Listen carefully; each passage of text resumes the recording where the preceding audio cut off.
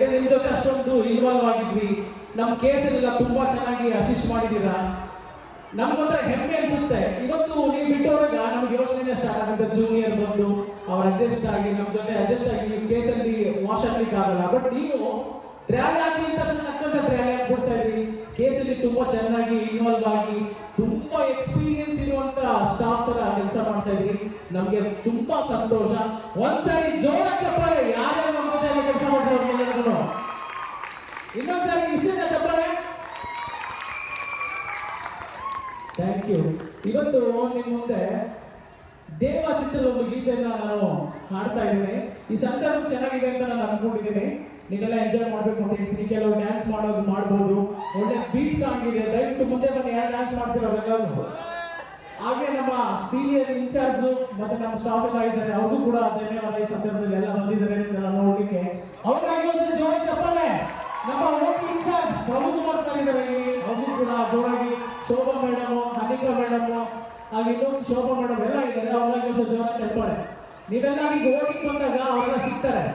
ಹಾಗಾಗಿ ಚೆನ್ನಾಗಿ ಎಂಜಾಯ್ ಮಾಡಿ ಜೋರಾಗಿ. Sir song please.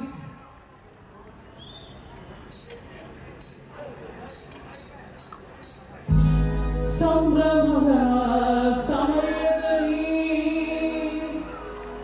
ಸಂತಸದ ಗಾಳಿಯಲ್ಲಿ ದೇವಿ ಬಂದ ಹಾಡು ನಾ ಹಾಡುವೆನು ಕೇಳಿ.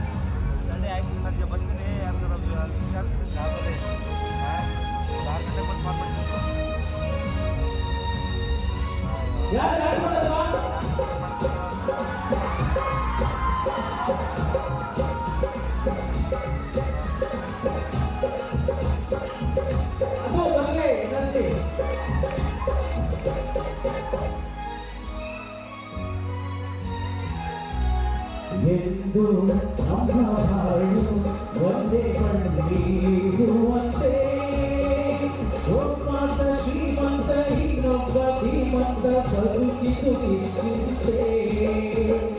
ನೀವೇ ನನ್ನ ಪ್ರಾಣ ನೆಮ್ಮದಿತ್ತು ಪ್ರೇಮಿನ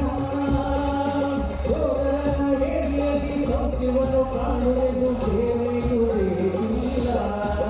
ನನ್ನ ತಮ್ಮ